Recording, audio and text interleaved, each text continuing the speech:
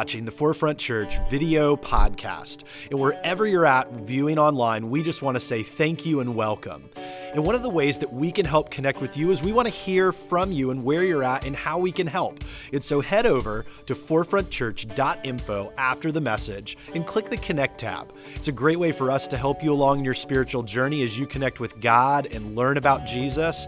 And so sit back, relax. We hope that you're challenged and encouraged from today's message.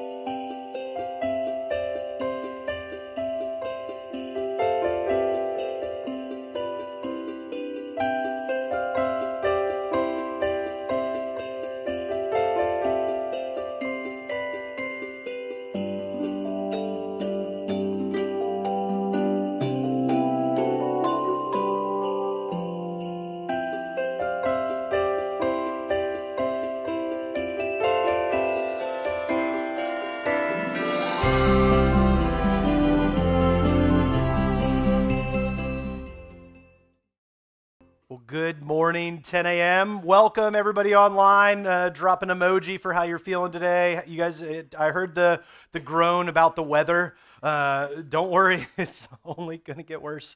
And so, welcome to Virginia. Man, I'm so thankful for you guys. As we get into today's message, we're continuing our series, Love Comes Home, where we're looking at the perspectives of Joseph, Mary, Herod, and Jesus as this moves through. And today we're going to be looking at Mary and just the fear that would have ensued and how do we overcome that fear to experience hope and have that courage. And it reminded me of a situation that happened at our house with our family about 4.5 years ago. At the time, we only had 2 kids, which we were playing man-to-man defense, and then you go to zone, and so it's a whole different game when you go to 3. And we had our oldest, Chloe, and our middle child, Roxy, and our neighbor had donated to us, given us one of those Power Wheels. So you guys know about Power Wheels? Some of you guys know what those are, yeah? Like Power Wheels, power makes it go for 5 minutes, and then you charge it for 14 hours. For another 5 minutes, and then your kid melts down. And so our neighbors, their kids had outgrown those, and they had given us this bright pink, white, princessy, purple thing. And they're like, you guys can have it, because they didn't want to figure out how to dispose of the battery and stuff, and so they gave it to us. And so our oldest was a little too big for it at the time. It would go, but not all that great. But our youngest, Roxy, we said, Roxy, this is your chance. Like, get on it and go. You can have like a motorized vehicle, which for any of you guys who know Roxy, that's a really bad call. But she was like, all right, let's go. And she got on this thing and she worked up the courage to do it and hit the button with her foot. As soon as she did, it goes flying and she topples back. Of course, we didn't start on grass. We started on concrete because it was dad and not mom doing the situation. Mom would have had her on grass and she falls back, hits her head, and she kicks the thing because she's like me. And then that thing's the worst. It's awful. I'm never getting on it again. I was like, great, now I got to figure out how to dispose of this thing. And we were trying, and Chloe, our oldest, she's like, I want to ride it and I can't. You got to get her to do it. It's like, all right. So we get Roxy, say, Roxy, you can do this. I'm never getting on that thing again. I'm not going to do it. Baby, you can do it. I believe in you. I'm not getting on it. And she's very stern that she's not going to do this. It's like, baby, Daddy will buy you the biggest milkshake you've ever had. Because I'm like, we have this thing. We got to figure it out. If you get on it. And she immediately was like, done. And so we go out, and you would think that I would be like, she fell, move it to the grass. Nah. We live on the edge at the Bedell house. So I put it back in the driveway because she's going to eventually ride on the concrete. She's going to fall. Get used to it. And so she gets on there, and for the next 25 minutes, she keeps doing this, like just putting her foot near the button and then stop. And we're sitting there, and Chloe's like, I'm going inside. I can't deal with it. And she walks inside, and I'm like, no, you come out here and you do this. You need to cheer on your sister. I don't know, whatever. I'm like, and so that was sign language for you're going to end. You know, so she comes out and sits in the chair. I'm like, Roxy, you got this. And well, I have video of it. You guys watching online will be able to hear it but not see it. We'll post it here in a moment because we don't have the monitor here. But check out what happened, and you'll have to listen really hard for what happens after.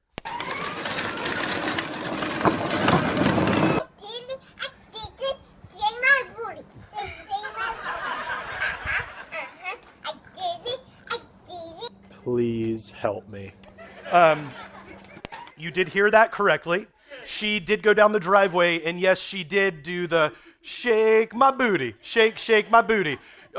She has two parents, and she did not learn that from me. So the other parent's not in this room, and so nobody shares it with her. All right. But she was so excited that she had conquered this fear of getting on this four-wheeler power wheel and hitting that, the electricity, the gas, and getting it to move and go in that direction. And she's celebrating and in some questionable ways, and we're watching her so excited. And immediately after that, she was like, "Where's my milkshake?" So we drove and got the milkshake. But it got me thinking about Mary as we look at her story. See, she was a teenager being faced with the one who would carry, give birth to, and mother the Savior of the world as a junior hire. That for most of us, we won't give a junior hire a sharp object. And yet God has said, "You are faithful. I want to do something amazing in your life and through your life." And for many of us, we see these moments where life is hard, where we're faced with something that we're called to do, when we see a change that needs to be made, when we see a situation that feels absolutely hopeless, and we look around the landscape of our life and we go, "God, I don't know if I can ever climb my way out of this. I don't have the courage. I don't have the hope. I don't have the stamina." And I love the way that Matt Chandler encourages us. So it's hard to be brave in the dark. But then again, it's only in the dark that you can find out that you're brave. Anyone can play tough when it's light. And I think that's true for you and I. That we have these moments where we're faced with what feels like it's insurmountable, that we can never overcome it. And God says, "You know what? I have much more in store for you, and I believe in you, and I know that this is hard, and I told you that this world would have hurt and have darkness, but I will be your hope. I will be the one who gives you courage when you feel like you have none." And it's in the very story of Mary's calling to move and carry the Son of God that we see what is the response when God calls us to believe in that which we cannot see, and hope when it feels like all hope is gone. If you have a Bible, where we're going to be over today is in Luke chapter 1.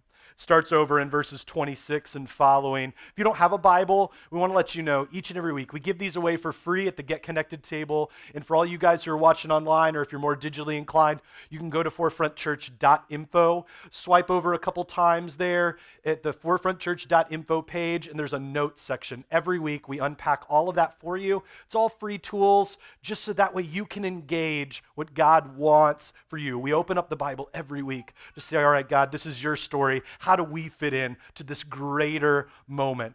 And Mary, she's a little terrified at what's taking place.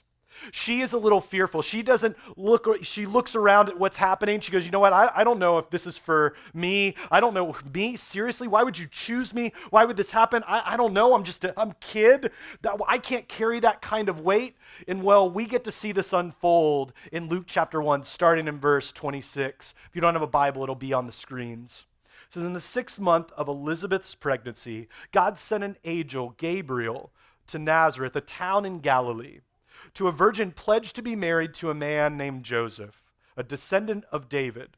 The virgin's name was Mary. The angel went to her and said, 'Greetings, you who are highly favored. The Lord is with you.' Mary was greatly troubled at his words and wondered what kind of greeting this might be." I want to pause there because, quite honestly, every time I read the story of the account of Christmas and the coming of Jesus, I get to this part here and I go, man, I think for many of us who have started in the journey or been at this journey of faith, we could feel a lot like Mary. We've been told by God that we are highly favored and that God is with us, that the Lord is with you. And if we're allowed to be honest anywhere, I think that should be in this kind of setting. There are days where I feel like there is no way that because of my actions and the things that I do and the thoughts that I think, why would I be favored before God? Why would God favor someone like me? Maybe you've been there and then you look at the landscape of what's taking place in your life, the snapshot of this moment, and you hear the Lord is with you. You go, you know what? This is hard. In my family, in my marriage, with my kids, with my job, with situations that are happening, maybe some of them that happen because of what we've done, maybe things that have happened to us, but we go, God, I'm looking around and I'm having a hard time seeing that you're with me. Man, when Mary's looking at that and feeling a little troubled at the greeting, I go, you know what, Mary, me too. I feel the same way sometimes. But it continues on. But the angel said to her, do not be afraid, Mary. You have found favor with God. You know, I see angels around this time as people have them on ornaments and they do these little things, come all you faithful, and there's thing, and there's trumpets. And I'm like, every time an angel appears, people are terrified. Because the next thing the angel said is, do not be afraid. And so I'm just thinking out loud here, that maybe angels don't look as cutesy as we make them out to be. I don't think that angels are precious moment stalls. Because everyone has an angel appear and they have to go and change themselves. They are terrified because the next response every single time is, do not be afraid. Because an angel just appeared and they're like, they have no clue what's about to take place. Do not be afraid, Mary, for you have found favor with God. You will conceive and give birth to a son, and you are to call him the name Jesus. He will be great and will be called the Son of the Most High. The Lord God will give him the throne of his father David, and he will reign over Jacob's descendants forever. His kingdom will never end. And then Mary gets super practical. How can this be? Mary said, asked the angel, since I am a virgin. Good point, Mary. Let's talk that out a little bit. We get to these moments and we don't want to glaze over when we read in Scripture. Like this is like we talked about last week as Mary comes to Joseph and says, hey, I'm pregnant. And immediately all of our collective response is, oh, here we go. Like, yeah, right? And she's like, but don't worry because God did it. And we all go, we get what Joseph's thinking in this moment and what's happening and what's going on. And so Mary gets real practical because now we see that she's terrified. We see that she's unsure, even though she is trying to be faithful to God. Why would God show me favor? Why would the Lord be with me? I'm fearful of this situation and what's happening in the future because this world is broken. Just as it is now, it was back then. There's nothing new under the sun. And so she's having difficulty with this. And the angel answered, the Holy Spirit will come on you and the power of the Most High will overshadow you. So the Holy One to be born will be called the Son of God. And then the angel gives another promise. Even Elizabeth, your relative, is going to have a child in her old age. And she, who is said to be unable to conceive, is in her 6th month. And I love this, for no word from God will ever fail.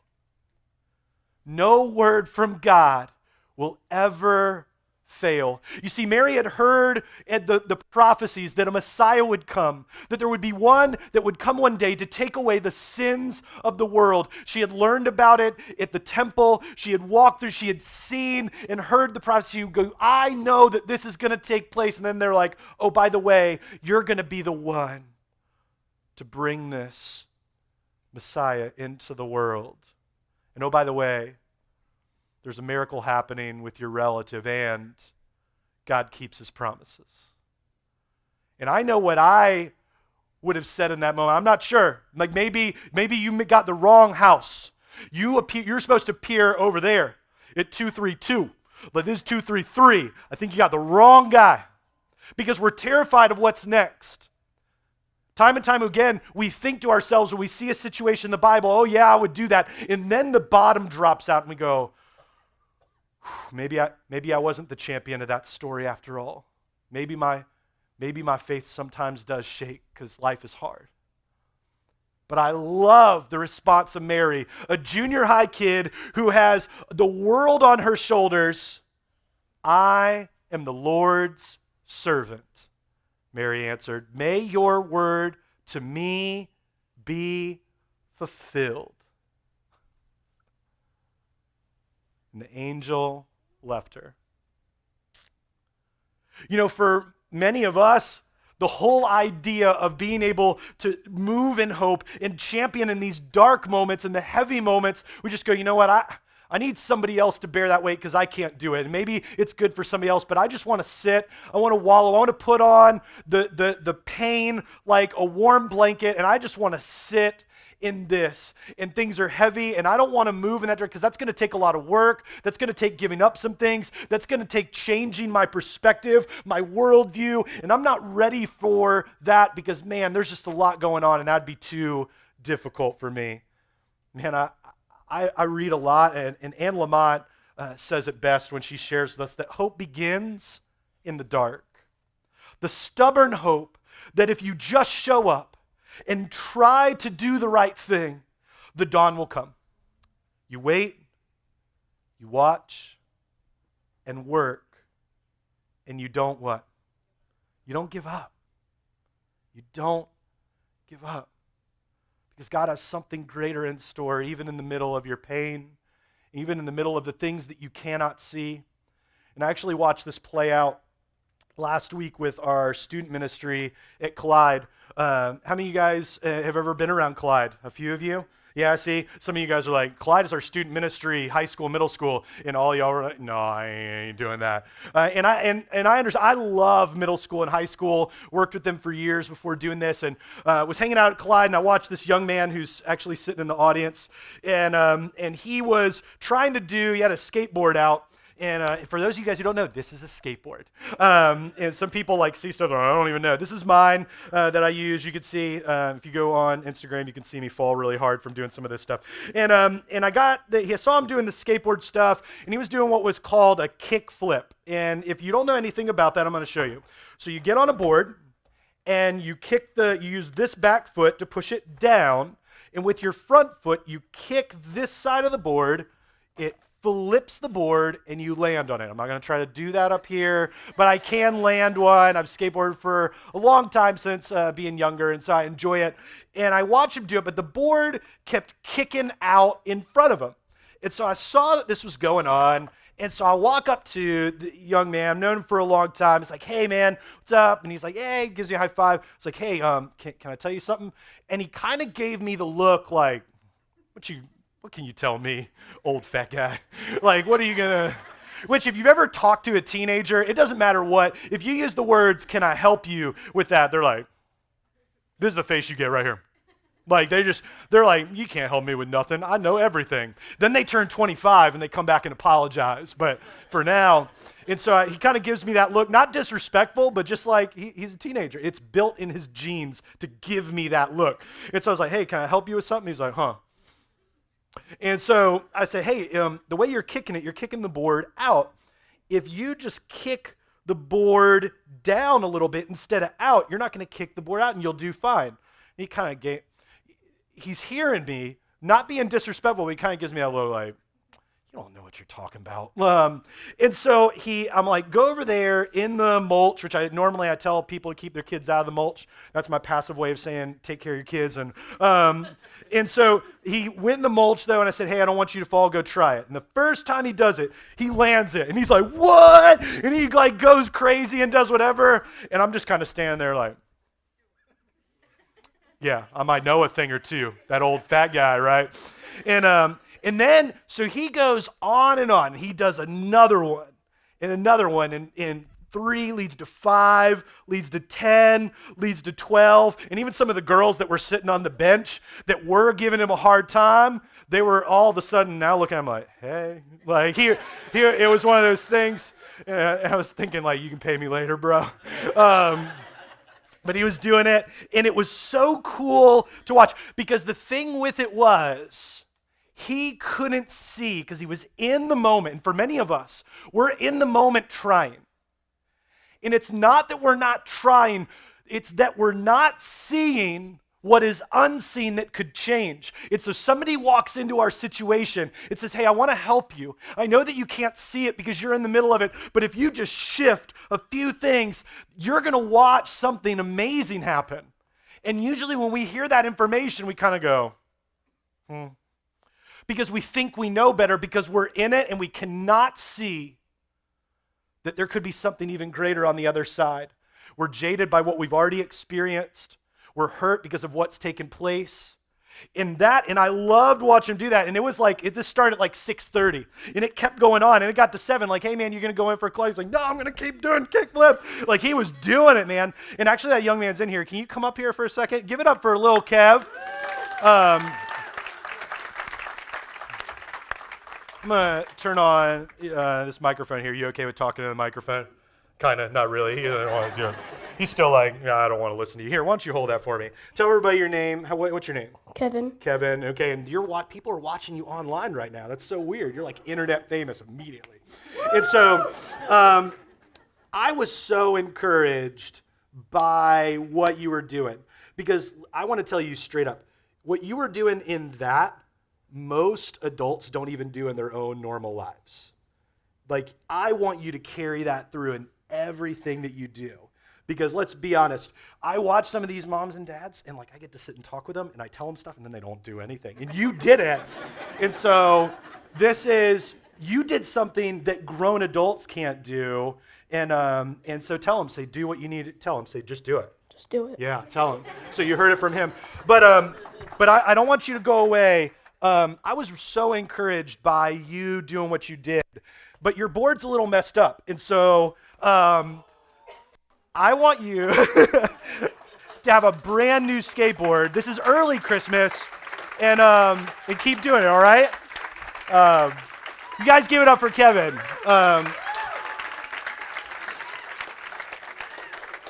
I love playing Santa. Like it. And I did that first service, I did this service. I don't want to see any of you at 11:30 or 5. I'll just lock the doors. I want a skateboard. But Kev, you modeled what we need to do as adults, what we need to do as human beings, is when someone steps into our story, is this angel steps into Mary's story. And Mary can't see that she's favored. She can't see that the Lord is with her. And we have people encourage us to something greater even when we feel like it can't be done. And if you don't get anything else, my hope is that you hear that hope is seeing the unseen and courage is fighting for it. That you have things that you don't believe can happen in your life, in your pain, in your hurt, in the person down 5 cubicles. You're like, that's Susan, and Susan is awful, and Susan needs some Jesus, but she ain't never going to accept it. Because be careful. Because hope is in seeing the unseen, and the courage is doing it. And God may step into your life and go, oh, you don't think Susan can do that? Well, I'm going to move in your life. And you go, all right, God, what do you want me to do? And you go, you know, Susan that you prayed wouldn't be around? Yeah, go hang out with her. And you go, God goes, you're going to be the very person that is going to help Susan see what's unseen because you saw what was unseen. And I'm going to start moving in your life. But you're afraid. Many of us are afraid to step into that. But Mary knew this truth. It's over in Isaiah 41. So do not fear, for I am with you. Do not be dismayed, for I am your God. I will strengthen you and help you. I will uphold you with my righteous right hand. You see, you and I have a God that isn't disconnected in some celestial curmudgeon in the sky. He is engaged in what's happening. His heart breaks as your heart breaks. When you hurt, he hurts for you, and he is the comforter, the one that comes alongside us. It says, I am here with you. I know you can't see it right now, but I'm going to help you push through this in amazing ways, and you can't believe it right now, but there is hope, and there is courage for you, and well, that takes a little bit of humility to walk into because we think we could do it on our own. For many of us, we kind of do what Kevin started at, which is I'm just going to do what I've always done, and I'm going to hope that something changes. But humility is saying, I hear a different way, and I'm going to step into that. Love the way that St. John puts it. Humility is like a pair of scales. The lower one side falls, the higher rises the other.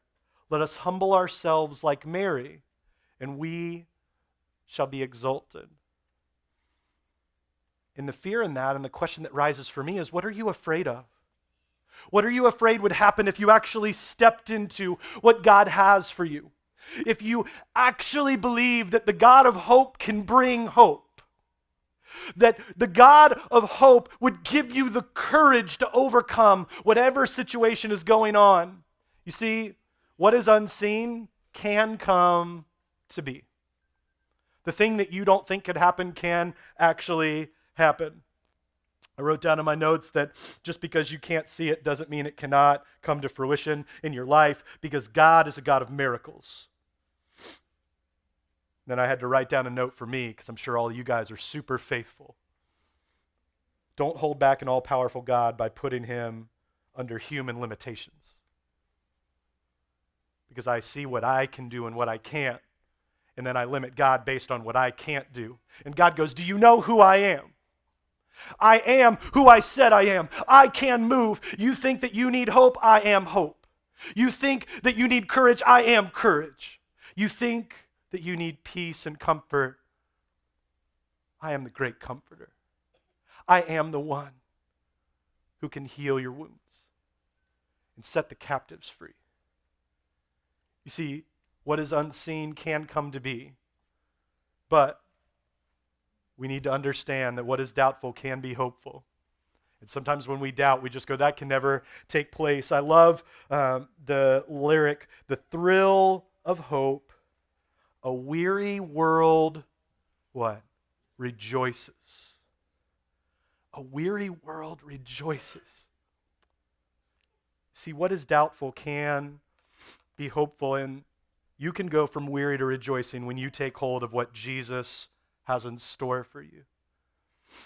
I'm not saying that it will happen overnight. I will actually promise you that it will not happen overnight. If you think that coming to God is a quick fix, you're sadly mistaken. We've likened it to a crock pot instead of a microwave. That our faith has to sit. That sometimes it starts out kind of slow, but over time, in prayer, in encouragement and love, we see these things flourish into beautiful moments. See, that's what stirs us up to have hope. Hope is seeing what's unseen. And courage, well, courage is fighting for it.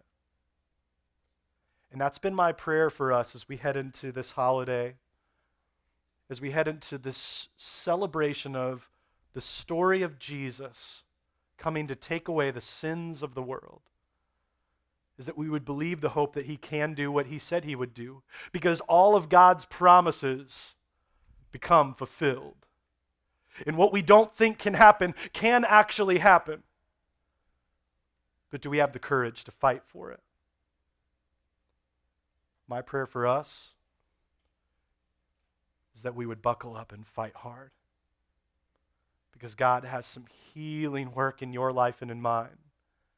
You know what he's going to do? He's going to turn that around to introduce you to your coworker and your neighbor.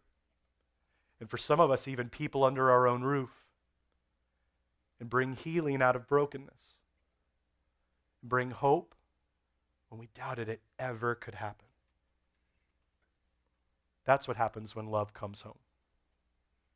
Would you pray with me? Thanks for tuning in to the Forefront Church video podcast. Our hope and prayer is that this has left you encouraged and challenged you in your faith. And you might have some questions and some ways that you want to figure this out, and we want to help with that. Head over to forefrontchurch.info, and there's a couple different ways that you can connect. Click the Connect tab and let us know how we can be praying for you, or a staff member can be contacting you this week. Maybe you have just been encouraged by this and want to support the ministry here at Forefront Church. You can click the Giving tab, as well as other tabs that are in there to help you along in your journey with God. And so we're thankful for you. Thanks for tuning in, and we cannot wait to see you again here online on the video podcast. We love you, and we'll see you then.